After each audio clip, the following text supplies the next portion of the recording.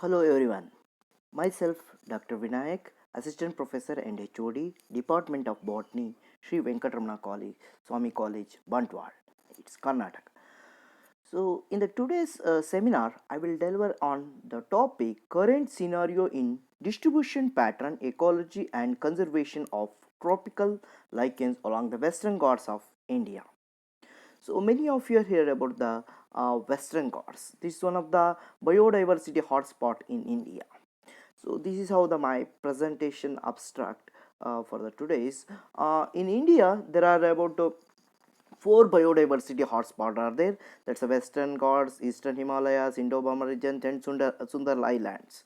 So very important thing, if you're focusing on Indian biodiversity, India is one of among the seven mega biodiversity countries in the world, and that's harbors more than 45,000 species of the angiosperm. So and among that there are about 19,395 species of the angiosperm and 48 taxa of the gymnosperm are representing in India.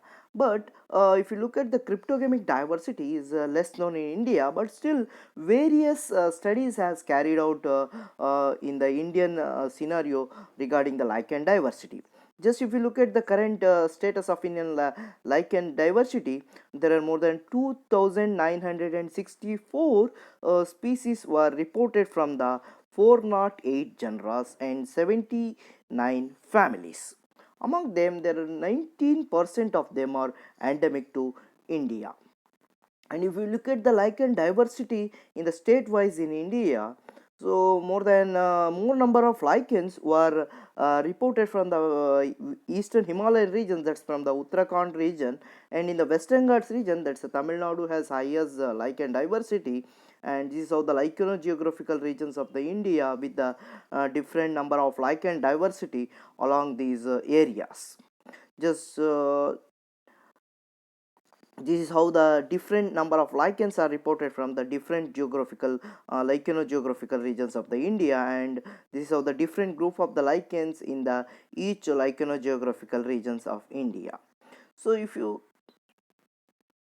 coming to the today's my talk, that's we have focusing on the objective with the cataloging of lichen diversity along the Western Ghats, and also assess the ecological status of lichens in those areas, and also assess the threat to their lichens in the Western Ghats. This is a map representing the different regions of the Western Ghats that covers the major five states. That's the Karnataka, Maharashtra, Tamil Nadu, Goa, and Kerala part, and they harbors more than 25% of the Indian biodiversity. And this is how the map we have carried out the different locality for our study purpose. That's Karnataka, Kerala, Maharashtra status. That's green patches is representing the long stretches of 1600 square kilometers of the Western Ghats region with the harbor biodiversity. If you look at the bioprospecting values, that's the Western Ghats stand sixth in the fifth in the world level of the bioprospecting potential.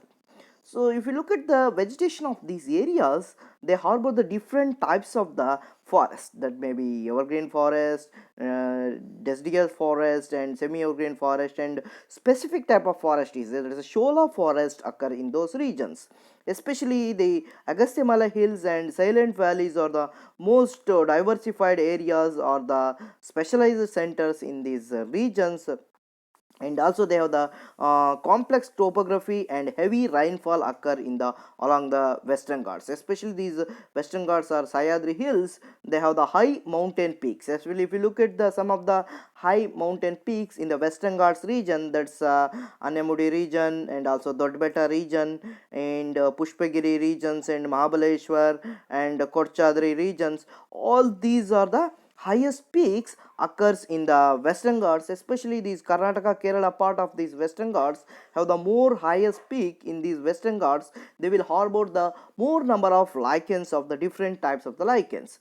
Just if you look at the history of the lichenological studies in the Western Ghats, the Carolus Linnaeus was the first person has collected the lichen from these regions. Later it was studied with the Acaris and Montagne and others.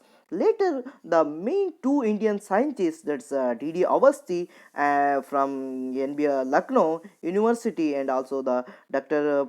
PG Patavardhan from the Agarkar Research Institute, they have more focusing on the lichens of the Western Ghats, and they collected huge number of specimens from the Western Ghats, and they have reported the more number of lichens in those regions. So this is a general method of lichens we have used for the identification methodology. Yes, coming to the what exactly we have looking at our results, that's the Western Ghats harbors around 1473 species of the lichens belong to 205 genera and 54 families. Among these groups, the crustose lichens were dominated because the many areas with the evergreen and semi-evergreen patches that will more supported for these crustose lichens. Around 1043 species of the crustose lichens were followed with the 362 folios and 68 fruticose lichens. Very interestingly, 266 species are endemic to this region. If you look at the different status of the lichen diversity along the Western Ghats, there are 5 status are there. Among that, the Tamil Nadu has contributed for more number of lichens in the Western Ghats region, and that is followed with the Kerala and Karnataka regions, and least number of lichens were reported from the Goa regions of the Western Ghats. And some of the interesting facts, that 23% of these lichens are endemic to that region, and 73% are neo-endemic category, and 38 genera represented by only one species, and 43 species may be collected from the since long more than 50 years. So these are some facts, and these are some common genera that were reported from the Western Ghats region, that may be Pseudocephalaria, Usnea, Ramalina, Parmotrema, and Telostachys. All these some of the common genera reported from that Western Ghats region. If you look at the growth form diversity of the lichens in the Western Ghats region, that's crustose lichens is represented by 70%, that followed with the foliose lichens and the fruticose lichens. And if you take the substrate diversity, among that, the corticolous lichens were largely represented, that's followed with the saxicolous, tericolous, and other type of the lichens. These are some very interesting lichens reported from the Western Ghats, that's the Graphis, Stilotrema, and Myrotrema, and other species of the lichens, and these are some macro lichens were largely exploit along the Western Ghats. If you look at the each family-wise diversity along the Western Ghats, Graphidaceae, Parmeliaceae, Physaceae has represented by more number of species, and that's followed with the, if you look at the dominant families, especially the Formulaceae, and have the high rich number of diversity. And if you take the generic diversity, Graphis, Borinia, and Parmotrema has large number of species, and even the some of the fruticose like in Usnea has reported in large numbers, because some of the high altitude regions will more supported for these fruticose lichens in those regions.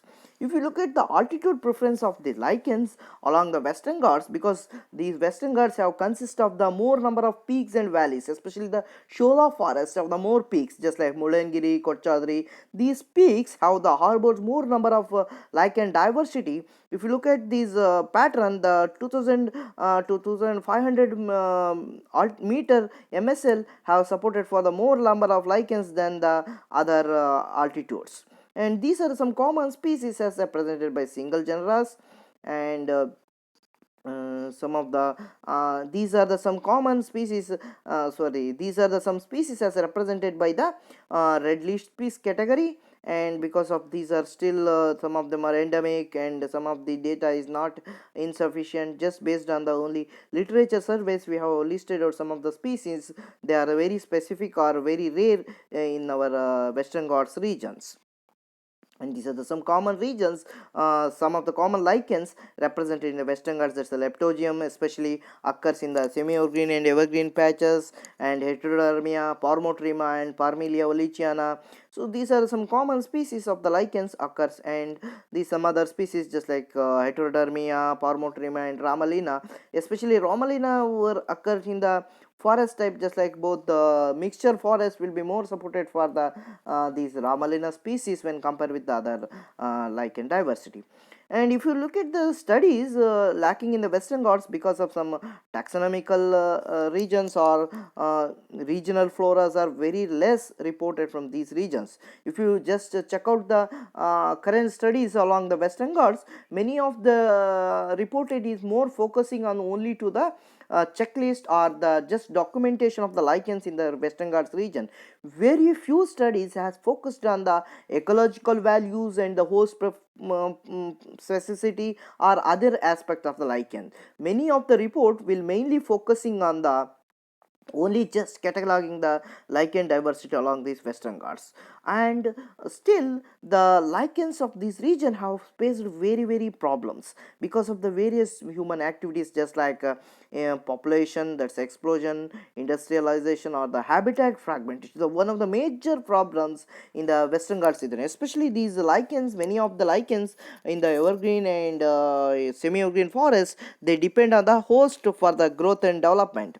But due to the current scenario, the encroachment activities, just look at these peaks.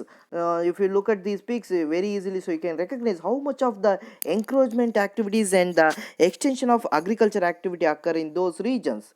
Due to the new missionaries in the Western Ghats, what happens, so many areas will cut down the forest, especially if you focusing on the some districts in the Karnataka. From the past few years, more than 10 years, what happening, just look at the status of the encroachment.